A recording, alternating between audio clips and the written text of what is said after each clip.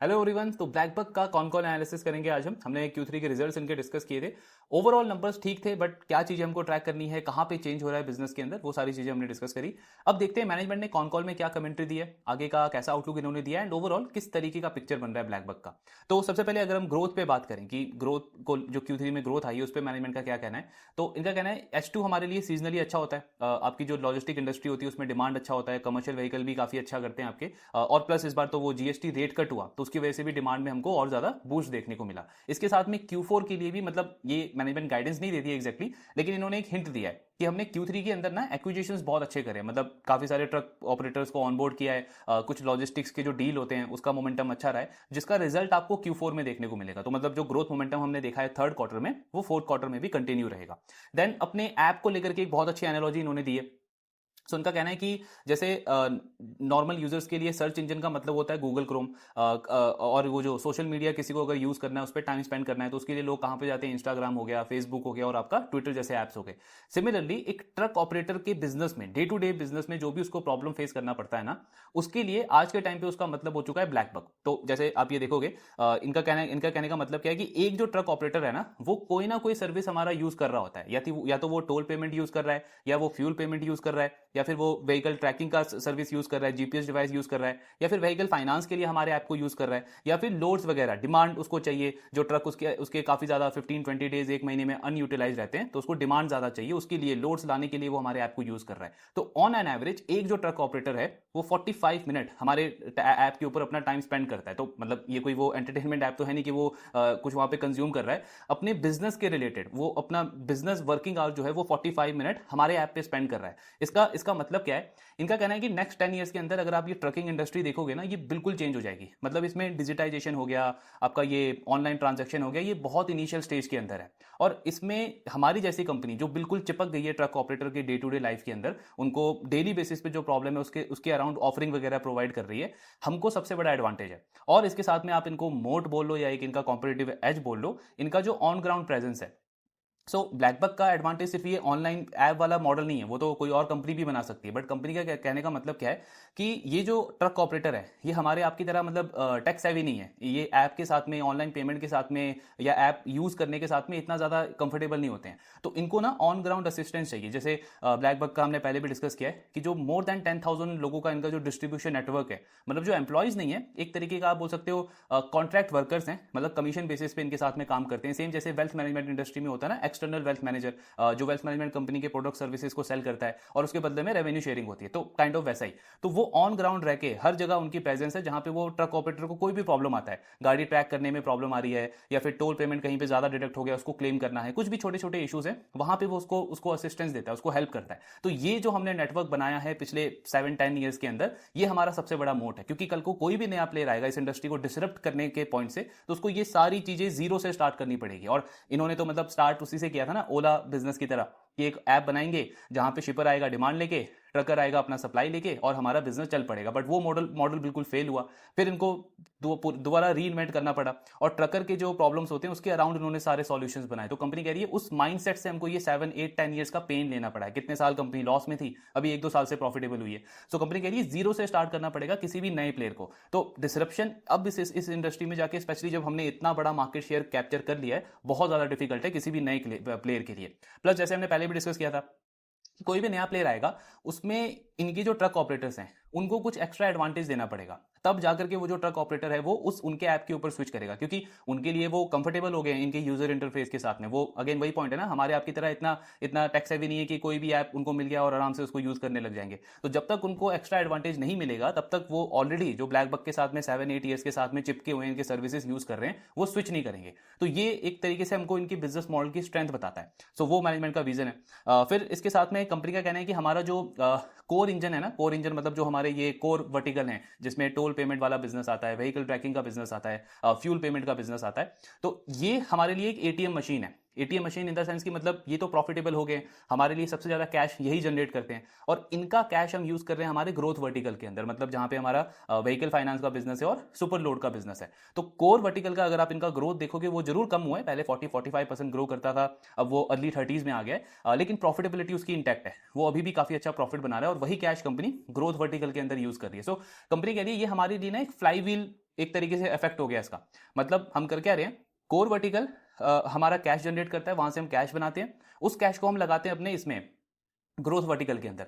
Growth vertical जो हमारे customers हैं, जो ट्रक ऑपरेटर्स हैं, उनके लाइफ में 10 टाइम ज्यादा वैल्यू ऐड करता है, क्योंकि वो और ज्यादा उनको ऑफरिंग्स दे रहा है, उनको सॉल्यूशंस दे रहा है। अब उससे क्या होता है, जो ट्रकर है, जो ट्रक ऑपरेटर है, वो और ज्यादा कंसिस्टेंट हो जाता है हमारे ऐप के साथ में, मतलब उसको और ज्यादा हमारा ऐप अच्छा लगता है, हमारे सर्विसेज अच्छे लगते हैं, और वो जो हमारे ये पेमेंट के सर्विसेज है, व्हीकल ट्रैकिंग की जो सॉल्यूशंस है, उसको और ज्यादा यूज करता है। तो ये फ्लाई व्हील इफेक्ट है, वापस से हमारे पास कैश जनरेट होता है, वापस से हम उसको ग्रोथ वर्टिकल में लगाते हैं। तो ये एक फ्लाई व्हील इफेक्ट हमने क्रिएट कर दिया है, और उसमें अभी तक सबसे चीज हमारे लिए अच्छी जा रही है कि वो प्रॉफिटेबिलिटी हमारी मेंटेन है जो कोर वर्टिकल की है। इस क्वार्टर में हमने जो देखा, ऑपरेटिंग लेवरेज कंपनी का पहले 70% 80% होता था, 40-45% हो गया, वो इस रीजन से हुआ है क्योंकि ये पैसा उठा करके, ये प्रॉफिट बना करके अपने ग्रोथ वर्टिकल के अंदर स्पेंड कर रहे हैं। जो कोर वर्टिकल है उसकी प्रॉफिटेबिलिटी में कोई प्रॉब्लम नहीं, वो अभी भी अच्छे मार्जिन बना रहा है, अच्छे भी मतलब अच्छे पैट उसमें ग्रो हो रहा है, लेकिन ये जो ग्रोथ वर्टिकल है उसमें कंपनी की स्पेंडिंग बढ़ रही है, उसमें इन्वेस्टमेंट इनको ज्यादा करना पड़ रहा है। फिर इस क्वार्टर में भी अगर आप इनका मार्केट शेयर देखोगे तो वो भी कंपनी ने गेन किया है, मतलब इंडस्ट्री की अगर आप ग्रोथ देखोगे Q3 में, ये टोल पेमेंट वाले में, तो 15% की रही है। इनका जो जीटीवी है, जीटीवी मतलब ग्रॉस ट्रांजैक्शन वैल्यू, यानी इनके प्लेटफॉर्म के ऊपर कितने वैल्यू का ट्रांजैक्शन हुआ, सो उसमें ग्रोथ रही है लगभग 24%। तो अभी भी कंपनी मार्केट शेयर इसमें गेन कर रही है। देन एक चीज इनको पूछा गया, जो हमने वो रिजल्ट में भी डिस्कस किया था, कि प्रॉफिटेबिलिटी तो बनी है, कोर वर्टिकल अच्छा प्रॉफिट बना रहा है, बट ग्रोथ रेट उसका कम हो गया है। पहले वो 40-35% के रेंज में ग्रो करता था, जैसे अभी हम देख रहे हैं 30-31% की ग्रोथ है। और एक और इसमें प्रॉब्लम क्या है कि इंडस्ट्री अगर आप ये देखोगे ना, टोल पेमेंट वाली इंडस्ट्री का ग्रोथ भी मतलब इतना ही है, 9 से 10% के आसपास ही इंडस्ट्री एक्सपेक्टेड है आगे ग्रो करेगी। और दूसरा आपका जो मार्केट शेयर की बात होती है, वो भी इस कंपनी का ऑलरेडी 45 से 50% है। अब देखो, कोई भी बिजनेस का ग्रोथ आउटलुक कैसे स्ट्रांग बनता है, जब उसके पास में दो में से एक चीज हो, या तो इंडस्ट्री की ग्रोथ बहुत अच्छी हो, 13% 15% हाई डबल डिजिट पे इंडस्ट्री ग्रो कर रहा हो, जैसे रिटेल इंडस्ट्री है, तो वहां पे आप एक्सपेक्ट करते हो कि हाँ बिजनेस का आउटलुक अच्छा है, ग्रो कर सकता है, इसके पास अपॉर्चुनिटी है। या तो उसका मार्केट शेयर बहुत छोटा हो, मतलब मार्केट शेयर उसका 5% 10% हो, तो अगर उसको वो 30-40% भी ले जाता है, तो भी अगले 5 से 7 साल के लिए ग्रोथ आउटलुक उसका अच्छा बन जाता है। लेकिन यहाँ पे दोनों ही चीजें इनके अगेंस्ट हैं, इंडस्ट्री की ग्रोथ भी काफी कम है 9-10%, और इनका भी मार्केट शेयर आप देखोगे तो ऑलरेडी ये वहां पे एक लीडिंग प्लेयर है, 45 से 50% का मार्केट शेयर है। तो इनको पूछा यह गया कि इसका मतलब आगे चल के आपका ग्रोथ रेट और स्लो हो जाएगा, जैसे अभी 35-40 था पहले, अब ये 30s में आ गया है, तो हम एक्सपेक्ट कर सकते हैं आगे जाके ये और स्लो हो जाएगा।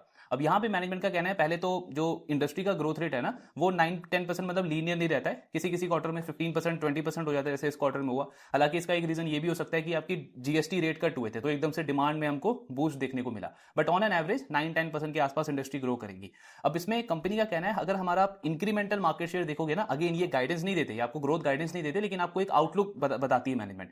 इनका कहना है अगर आप हमारा इंक्रीमेंटल मार्केट शेयर देखोगे ना, तो वो करंट मार्केट शेयर से भी ज्यादा है। कहने का मतलब क्या है, करंट मार्केट शेयर अभी हमारा कितना है, 45 से 50%। इंक्रीमेंटल मार्केट शेयर यानी कि एक पर्टिकुलर क्वार्टर में जितनी भी ये टोल पेमेंट वगैरह हो रहे हैं, उसमें हमारा मार्केट शेयर मोर देन 50% है। तो अगर ये ट्रेंड कंटिन्यू रहता है नेक्स्ट 2-3 ईयर्स तक, अगेन इन्होंने गाइडेंस नहीं दिया, एक इन्होंने हिंट दिया है, इनका कहना है अगर ये ट्रेंड कंटिन्यू रहता है नेक्स्ट 2-3 ईयर्स तक, तो हमारा जो मार्केट शेयर है ना, वो अभी 45-50% जरूर है, लेकिन ये 65% तक जा सकता है। यानी मार्केट शेयर गेन की पॉसिबिलिटी कंपनी की एटलीस्ट मीडियम टर्म में अच्छी है, मार्केट शेयर ये और गेन कर सकते हैं, और उसमें इंडस्ट्री 9-10% के आसपास ग्रो करेगी। तो एक तो हमको ये चीज बताता है कि इतना ज्यादा मार्केट शेयर बनाने के बाद भी, जब ये मॉडल एक तरीके से क्रैक हो चुका है और इंडस्ट्री में आप बाकी प्लेयर्स देखोगे वो भी धीरे धीरे एंटर कर रहे हैं, इसको डिसरप्ट करने की कोशिश कर रहे हैं, बट उसके बाद भी incremental market share black buck का अभी भी ज्यादा है, यानी बाकी कॉम्पिटिटर्स के कंपैरिजन में ये अभी भी ज्यादा कस्टमर्स अपने प्लेटफॉर्म पे ला पा रहे हैं। तो उससे क्या होगा, इनका मार्केट शेयर बढ़ेगा। दूसरा हमको ये क्या बताता है कि ग्रोथ रेट कंपनी का ऑफकोर्स पहले जितना नहीं होगा 35-40%, लेकिन एटलीस्ट मीडियम टर्म में जो इनका ये कोर वर्टिकल है टोल पेमेंट वाला, ये 20 से 30% के रेट से ग्रो कर सकता है। मतलब ऐसा भी नहीं है कि ग्रोथ एकदम ही कम हो जाएगी, 15-10% के आसपास आ जाएगी, अभी भी इनके पास में स्कोप है, क्योंकि मार्केट शेयर यहां से भी कंपनी गेन कर रही है, और उसके साथ में 9-10% का आपको इंडस्ट्री ग्रोथ मिलेगा। तो 20 से 30% के आसपास का ग्रोथ कंपनी का आ सकता है अभी भी ये कोर बिजनेस के अंदर। तो ये काफी अच्छा आउटलुक इन्होंने दिया है। देन इनका जो ये सुपर लोड वाला बिजनेस है उस पर तो काफ़ी ज़्यादा इंटरेस्ट है ही मार्केट का। तो इन्होंने जैसे गाइडेंस दिया था कि 4 हब्स में अभी हम हैं और इसको हम 14 हब्स तक इसको लेके जाएंगे। तो अभी कंपनी 9 हब्स के अंदर एंटर कर चुकी है, 4 से 9 में कर गई है और जून तक का इन्होंने गाइडेंस दिया कि इसको हम 14 तक ले जाएंगे। तो कंपनी का कहना है कि मतलब एक इन्होंने ना इंटरनल इंडेक्स बनाया है। जैसे इन्होंने ये बिजनेस स्टार्ट किया सुपर लोड वाला बैंगलोर से, तो कंपनी का कहना है कि बैंगलोर ना 6 महीने पहले स्टार्ट हुआ बाकी सारे सिटीज से। तो वो हमेशा जो जिन सिटीज में हमको आज जो चीजें देखने को मिल रही है ना, बैंगलोर में वो चीज 6 मंथ्स पहले हो चुका था, वो इंप्रूवमेंट 6 मंथ्स पहले हो चुका है। तो कंपनी कह रही है बैंगलोर में ना हमने एक इंटरनल इंडेक्स बनाया है इस मॉडल का 100, मतलब उस इंडेक्स को 100 के उस पर कंपनी काउंट करती है। मतलब क्या है कहने का कि जब वो स्कोर जो है मॉडल का वो आपका 80, 90 या 100 के आसपास पहुंच जाएगा ना, तो वो एक तरीके का प्रूफ है कि मॉडल आपका क्रैक हो चुका है। अब ये मॉडल जो है आप सुपर लोड वाला, इसको आप काफी एग्रेसिवली स्केल कर सकते हो जैसे आप बाकी बिजनेसेस पे फोकस कर रहे हो। लेकिन अभी इसका स्कोर कितना है, 60 के आसपास। कंपनी कह रही है 2 क्वार्टर पहले इसका जो स्कोर था वो 35-40 था, इस क्वार्टर में हम 50 पे पहुंच गए, अब सॉरी 60 पे पहुंच गए। अब जैसे जैसे ये 90-100 के आसपास पहुंचेगा तो एक तरीके से वैलिड प्रूफ आ जाएगा हमारे पास में कि ठीक है मॉडल अब हमारा क्लिक हो चुका है, सारे प्रोसेसेस हमारे बन चुके हैं और इसकी रेप्लिकेबिलिटी पे हम पे फोकस करना है, हमको रिपीट चीजों के ऊपर फोकस करना है। जैसे वही हमने वो पिज्जा वाला एग्जांपल से समझा था ना कि आपके पास में एक पिज्जा का स्टोर है, आपने सारे प्रोसेस वहां पे बना लिए कि सोर्सिंग कहां से करनी है, कब करनी है, कैसे आएगा, कस्टमर को कौन ट्रैक करेगा, कैसे होगा, डिलीवरी कितने बजे जाएगी, ये सारे प्रोसेसेस आपने बना दिया और ये वाला स्टोर बहुत अच्छे से चल रहा है। लेकिन जैसे ही एक स्टोर से आप 10 स्टोर ओपन करते हो तो आपका सबसे बड़ा पहले चीज आपको क्या ट्रैक करनी है कि ये सारे प्रोसेस जो हैं जो 10 स्टोर के अंदर एक साथ हो रहे हैं उस पर कंट्रोल होना चाहिए। वो जब आपका क्रैक हो गया तो मतलब आपने मॉडल बना लिया, आपकी यूनिट इकोनॉमिक्स बन गई, अब आप उसको अच्छे से स्केल कर सकते हो। तो कंपनी कह रही है उस स्टेज में हम अभी 60% पहुंच गए, पहले 35 थे, 50 पहुंचे, अब हम 60 पे हैं। तो जैसे ये 100 पे पहुंचेंगे ना तब हमारा मॉडल क्रैक हो जाएगा और उसके बाद हम इसको और रैपिड एक्सपेंशन करेंगे। तो अभी इन्होंने और गाइडेंस नहीं दिया इसका कि 14 सिटीज के बाद क्या कंपनी और बढ़ाएगी इसको, नहीं। अभी इनका कहना है 14 हब्स तक की हमारे पास में विजिबिलिटी है, आगे का जो इसका एक्सपेंशन है वो डिपेंड करेगा कि रिस्पॉन्स हमको और इसमें प्रोग्रेस किस तरीके से देखने को मिलती है। प्लस इसमें एक और पॉइंट है, जैसे ये 100 तक पहुंचेंगे तो उसका मतलब ये नहीं है कि मतलब मैक्सिमम पोटेंशियल पहुंच गए। इनका कहना है अगर 100 पे हम पहुंचे तो आप ये समझो कि हमने पूरे मार्केट का, इतने बड़े मार्केट का लेस देन 2% हमने क्रैक किया है। तो ग्रोथ रनवे तो हमारे लिए तब बढ़े, मतलब स्टार्ट होगा, उसके बाद तो हम एक्सपेंशन स्टार्ट करेंगे। तो 100 पे पहुंचने का मतलब क्या है कि मॉडल हमने क्रैक कर लिया। सो उसमें अभी 60% पे कंपनी पहुंच चुकी है। देन इनका ये जो क्लासिफाइड वाला बिजनेस है इसके लिए इनको पूछा गया कि जैसे ऑफलाइन आप एक ब्रोकर को देखोगे जो डीलिंग वगैरह कराता है शिपर्स के बीच में, ट्रकर के बीच में, तो वो किसी किसी डील के ऊपर ना ऑन एन एवरेज 4000 से 5000 रुपीज अर्न करता है कमीशन। तो जो आपका ये क्लासिफाइड वाला बिजनेस है, क्या इसमें आप 3000 के आसपास या 4000 के आसपास उतना अर्न कर सकते हो जो क्लासिफाइड वाला मॉडल है। अब कंपनी का क्लासिफाइड में मतलब बिल्कुल ही अलग है ना, वो सुपर लोड है जो डिजिटल ब्रोकर करता है। क्लासिफाइड में तो क्या इनका सब्सक्रिप्शन मॉडल है, मतलब उसमें तो कंपनी एक तरीके का OLX ऐप बोल लो जो इन्होंने बनाया हुआ है, जहां पे जो शिपर है वो सब्सक्रिप्शन लेता है, मान लो 6 मंथ्स का, और 2000-3000 का पर मंथ बेसिस पे सब्सक्रिप्शन देता है इनको, और उसके अगेंस्ट में वो फॉर एग्जांपल 200 पोस्ट डाल सकता है, 200 लोड्स अपने डाल सकता है, और ट्रकर आएगा वो वहां से लोड एक्सपेक्ट करेगा, तो एक्सेप्ट करेगा, सॉरी। तो जो आपका ये क्लासिफाइड वाला बिजनेस मॉडल है ये सब्सक्रिप्शन बेस है, इसमें कंपनी का पूरा ट्रांजेक्शन क्या हो रहा है, उसमें कितना डीलिंग हो रही है, वो सब इनको उससे कोई मतलब नहीं है, इनकी इनकम सब्सक्रिप्शन से आती है। इसका इन्होंने बहुत अच्छा एग्जाम्पल दिया है, जैसे अमेजोन का होता है ना कि एक होता है आपका थर्ड पार्टी सेलर। अब थर्ड पार्टी सेलर में अमेजोन की कोई अकाउंटेबिलिटी नहीं है, अमेजोन सिर्फ आपको प्लेटफॉर्म दे रहा है, अमेजोन सिर्फ आपको वहां पे ट्रांजेक्शन करने के लिए प्लेटफॉर्म दे रहा है, आपको डील आइडेंटिफाई करने का प्लेटफॉर्म दे रहा है, प्रोडक्ट कैसा है, डिलीवरी कैसे हो रही है, ये सारी अकाउंटेबिलिटी थर्ड पार्टी सेलर की है। तो कंपनी कह रही है ये क्लासिफाइड वैसा ही है, मतलब इसमें ना शिपर हमसे एक्सपेक्ट करता है कुछ, ना ही ट्रकर हमसे एक्सपेक्ट करता है कि हम उसका पूरा जो ट्रांजेक्शन है उसको मॉनिटर करेंगे, टाइम पे उसको पैसा दिलाएंगे शिपर से, ये सब हमारी अकाउंटेबिलिटी नहीं होती है, हमको सिर्फ सब्सक्रिप्शन इनकम मिलता है। जो सुपर लोड वाला बिजनेस है वो कंपनी का एक बोलो आप हेडेक वाला मॉडल है, मतलब वो जो ऑफलाइन ब्रोकर है उसके मॉडल को इन्होंने डिजिटली पूरा बना दिया है, और इन्होंने अपने टीम भी उस तरीके से डिजाइन करे हैं। जैसे डिजिटल ऑफलाइन ब्रोकर का क्या होता है, उसके पास में सप्लाई साइड होती है, कुछ ट्रकर्स के साथ में उसके कॉन्टैक्ट्स होते हैं, फिर वो डिमांड लेकर के आता है शिपर से, और उसके बाद वो डील कराता है, पूरे डील को मॉनिटर करता है और उसमें कमीशन खाता है। तो कंपनी कह रही है यही वाला मॉडल हम सुपर लोड में डिजिटल लेकर के आए हैं, मतलब हमारी एक टीम है जो ट्रकर्स के साथ में रहती है उनको मैनेज करती है, एक टीम है जो शिपर्स को लेकर के आती है उनको मैनेज करती है, एक टीम है जो पूरा ऑपरेशन मैनेज करती है कि जो गाड़ी है वो टाइम पे निकल गई, डिलीवर हुई, कहाँ पहुंची, डिले हुआ है, क्यों हुआ है, क्या प्रॉब्लम आ रहा है, ये सारी चीजें एग्जीक्यूशन का वो सारा देखती है। और एक टीम है जो पेमेंट्स मॉनिटर करती है। तो हमने वही ऑफलाइन वाला मॉडल उसको पूरा डिजिटल बना दिया, टीम भी उस तरीके से डिजाइन करी है। और इसमें अभी ये जैसे साउथ के अंदर कुछ सिटीज के अंदर प्रेजेंट है, जैसे बैंगलोर में और उसके आसपास सिटीज में। तो कंपनी अभी छोटे छोटे फेयर ले रही है, जैसे बैंगलोर से मान लो चेन्नई का हो गया या वहीं के नियर बाय सिटीज का हो गया। तो उसमें कंपनी कह रही है अभी तो इतना ज्यादा मतलब कमीशन हमारा नहीं बनता, लेकिन हाँ आगे चल के जब रिपीटेबिलिटी बढ़ जाएगी एक सिटी से दूसरी सिटी, एक स्टेट से दूसरी स्टेट, तब जरूर एक ट्रांजैक्शन पे हम 3000 के आसपास बना सकते हैं, क्योंकि उसमें हमारी वो क्या बोलते हैं, रियलाइजेशन बढ़ जाता है क्लासिफाइड के कंपैरिजन में। क्लासिफाइड में तो आपकी लिमिट है ना, आपको सब्सक्रिप्शन मिलेगा 2500 या 3000। यहाँ पे क्योंकि आप वो पूरा डील खुद मैनेज कर रहे हो, तो आप डिसाइड करते हो कि पेमेंट कितना होगा, डील कितने में होगी, टाइमिंग क्या होगा, एग्जीक्यूशन कैसे होगा। तो शिपर को भी आप पूरी अश्योरिटी देते हो, और जो ट्रकर है उसको भी एक तरीके से अश्योरेंस जाता है कि पेमेंट आपको मिलेगा, आपका पेमेंट स्टक नहीं होगा, कोई फ्रॉड वगैरह का केस नहीं होगा। ये सारी अकाउंटेबिलिटी ब्लैक बक लेता है। तो उसमें हेडेक ज्यादा है, मतलब सारी चीजें मैनेज करनी पड़ती है, कॉस्ट भी आपका ज्यादा है, मार्जिन उतने नहीं बनते जितने क्लासिफाइड में बनते हैं, लेकिन रियलाइजेशन बेटर है। तो मैनेजमेंट वही बोल रहा है कि जब ये स्केल होगा हमारा, तब इसमें बिल्कुल पॉसिबिलिटी है कि हम 3000 4000 पर डील के बेसिस पे बना सकते हैं। और इसमें फॉर एग्जांपल अगर हमने 4000 रुपीज बनाया, तो उसका 50-60% हमारे बिट्टा में फ्लो होगा, मतलब मार्जिन इसके अंदर बेटर होंगे। क्लासिफाइड जितने नहीं होंगे, लेकिन फिर भी हेल्दी मार्जिन कंपनी इसके अंदर बनाएगी। सो ये इन्होंने बताया है क्लासिफाइड और सुपर लोड को लेकर के। बाकी लास्ट एक इनको पूछा गया कि सुपर लोड आपका वही अभी साउथ में ही स्टक है, बैंगलोर में ही है, तो मतलब वो कैसे बढ़ेगा। तो कंपनी का कहना है कि सुपर लोड वाला बिजनेस हमारा साउथ में है, अदरवाइज अगर आप ब्लैकबक प्लेटफॉर्म या ब्लैकबक के मॉडल को देखोगे तो वो पैन इंडिया ऑपरेट करता है। कई सारे सिटीज में इनका 15% से 70% तक का मार्केट शेयर है, जैसे राजस्थान में 70% का मार्केट शेयर है, आंध्र प्रदेश में अभी कंपनी पूरी तरीके से पेनिट्रेट नहीं करी है, फिर भी 50% का मार्केट शेयर है। तो कंपनी कह रही है हम इंडिया के 80-90% पिन कोड्स के अंदर है। तो सिर्फ सुपर लोड वाला बिजनेस क्योंकि नया है, अभी उसका मॉडल क्रैक नहीं हुआ है, तो उसको अभी हमने साउथ में स्ट्रिक्ट रखा है। जैसे जैसे वो मॉडल क्रैक हो जाएगा, आप ये समझो कि वो एकदम से हम उसको पैन इंडिया लेवल पे वो कर सकते हैं, क्या बोलते हैं, एक्टिव कर सकते हैं। तो वहां से इंक्रीमेंटल रेवेन्यू, प्रॉफिटेबिलिटी का स्कोप कितना ज्यादा बढ़ जाएगा। बट अभी उस पर ज्यादा इन्होंने गाइडेंस दिया नहीं है, क्योंकि मैनेजमेंट खुद उसको अभी टेस्ट कर रहा है, उसमें प्रोग्रेस अभी चल रहा है। तो ये ओवरऑल कॉल था कंपनी का। मतलब डायरेक्शन वाइज देखोगे बिजनेस बिल्कुल सही चीजें कर रहा है, जो सुपर लोड में प्रोग्रेस होना चाहिए वो अभी तक है। जैसे इस क्वार्टर में आप देखोगे इनको कॉस्ट का भी पूछा गया कि आपकी जो एम्प्लॉय कॉस्ट है वो काफी ज्यादा बढ़ गई है। तो कंपनी का कहना है कि मैन पावर कॉस्ट हमारी बढ़ गई है, क्योंकि पहले हमारे पास 50 एम्प्लॉयज थे ये 4-5 हब्स के अंदर, अब हमने 9 हब्स के अंदर एंटर किया है, तो हमारे 250 एम्प्लॉयज हो गए। इसमें एक और चीज, मतलब पॉइंट वो ठीक था जो क्वेश्चन उन्होंने रेज किया कि आपके एम्प्लॉयज तो बढ़ गए, 50 से 250 हो गए।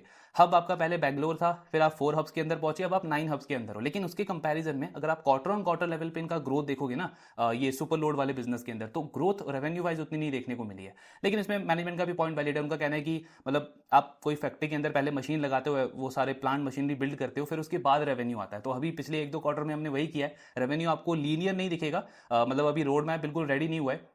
कभी कभी एम्प्लॉयज को आपको ग्राउंड पे ट्रेनिंग देनी पड़ती है, पूरा प्रोसेस समझाना पड़ता है, तो टाइम जाता है। लेकिन आने वाले क्वार्टर्स में कंपनी कह रही है उसमें आपको उसमें प्रोग्रेस देखने को मिलेगा। तो वही चीजें मॉनिटर करनी है। मतलब ये स्टेज ऐसा है इस बिजनेस का कि जहां पे बिजनेस बिल्कुल ठीक कर रहा है, मॉडल की हमने स्ट्रेंथ देखी कितनी स्ट्रॉन्ग स्ट्रेंथ है। कंपटीशन इंटेंसिटी पे भी इनका कहना है कि मतलब अगर आप जैसे देखोगे इनका वो जो टोल पेमेंट वाला बिजनेस है, उसमें बैंक एंटर कर रहे हैं, मतलब बैंक थोड़ा बहुत इनके साथ में compete करने की कोशिश कर रहे हैं। वैसे तो वो रिटेलर्स को देते हैं वो फास्ट टैग वगैरह, लेकिन कुछ कुछ उन्होंने अब कमर्शियल व्हीकल पे भी स्टार्ट किया है, तो बैंक थोड़ा सा compete कर रहे हैं। फिर जो व्हीकल ट्रैकिंग वाला डिवाइस है, जीपीएस डिवाइस, उसमें भी कुछ प्राइवेट प्लेयर्स हैं, अनलिस्टेड प्लेयर हैं एक दो, जो बहुत अच्छा काम कर रहे हैं इनका कहना है, और उसको हम मॉनिटर कर रहे हैं। देन आपका ये जो आपका ये लोन ओरिजिनेशन वाला जो बिजनेस है, इसमें कुछ फिनटेक प्लेयर्स हैं, एनबीएफसी वगैरह हैं जो एंटर कर रहे हैं, थोड़ा बहुत compete कर रहे हैं। लेकिन एक वो जो लोड वाला बिजनेस होता है ना, कि ऑनलाइन ट्रकर को लोड मिल जाए, डिमांड मिल जाए, उसमें कोई खास ऐसा कंपटीशन अभी कंपनी देख नहीं रही है। लेकिन अलग अलग प्रोडक्ट्स में कंपनी का कहना है कि कंपटीशन इंटेंसिटी बढ़ जरूर रही है। प्लस एक दो जैसे लिस्टेड प्लेयर है, डेलीवेरी है, और भी आई थिंक कोई कंपनी है जो इस वाले सेगमेंट के अंदर एंटर करने का कोशिश कर रही है, थोड़ा बहुत कंपटीशन बिल्ड कर रही है। पर प्रॉब्लम क्या है, वो सारे क्या कर रहे हैं, प्रोडक्ट बेच रहे हैं। जैसे बैंक जो है वो अपना वो फास्ट टैग का सॉल्यूशन वगैरह बेच रहा है टोल पेमेंट के लिए, जो अनलिस्टेड कंपनी है वो जीपीएस प्रोडक्ट बेच रही है। तो सारे जो प्लेयर्स हैं ना, ये सारे कॉम्पिटिटर्स हैं, ये एक एक प्रोडक्ट बेच रहे हैं। ब्लैकबक का सबसे बड़ा कॉम्पिटेटिव एज क्या है कि ये पूरा सॉल्यूशन देता है। मतलब क्या हुआ कि ट्रक ऑपरेटर को अगर टोल पेमेंट करना है, ब्लैकबक चाहिए। अगर उसको गाड़ी को ट्रैक करना है, ब्लैकबक चाहिए। फ्यूल पेमेंट करना है, ब्लैकबक चाहिए। फ्यूल सेंसर मतलब फ्यूल मॉनिटरिंग करनी है, ब्लैकबक चाहिए। लोन चाहिए, लोन ओरिजिनेशन चाहिए तो ब्लैकबक चाहिए। लोड वगैरह चाहिए, उसको डिमांड चाहिए, उसके लिए भी ब्लैकबक यूज करता है। तो कंपनी का कहना है कि हम एक तो पूरे तरीके से घुस चुके हैं एंड लास्ट 7-10 ईयर से क्योंकि हम इस इंडस्ट्री के अंदर हैं, तो बैंक को या फिर जो जीपीएस कंपनी बेच रही है या फिर जो लोन ओरिजिनेशन कंपनी कर रही है, उसको ट्रक ऑपरेटर की डे टू डे लाइफ में क्या क्या प्रॉब्लम आता है बिजनेस के अंदर वो उसको नहीं पता, वो हमें पता है लास्ट 7-10 ईयर्स के अंदर, और उसी के अराउंड हमने ये सारी चीजें बनाई है। तो वो जो प्लेयर्स हैं वो कुछ कुछ पार्ट में एक सेगमेंट के अंदर कंपीट कर रहे हैं, लेकिन हमारा मार्केट शेयर वो क्यों नहीं ले पा रहे और हम अभी भी क्यों मार्केट शेयर गेन कर पा रहे हैं, क्योंकि हम पूरा सॉल्यूशन बेच रहे हैं। तो ये स्ट्रेंथ है, बिजनेस मॉडल में स्ट्रेंथ बहुत अच्छी है, और अभी तक देखो 50% के बाद भी कंपनी और मार्केट शेयर गेन कर रही है, तो वो सारी चीजें अच्छी है।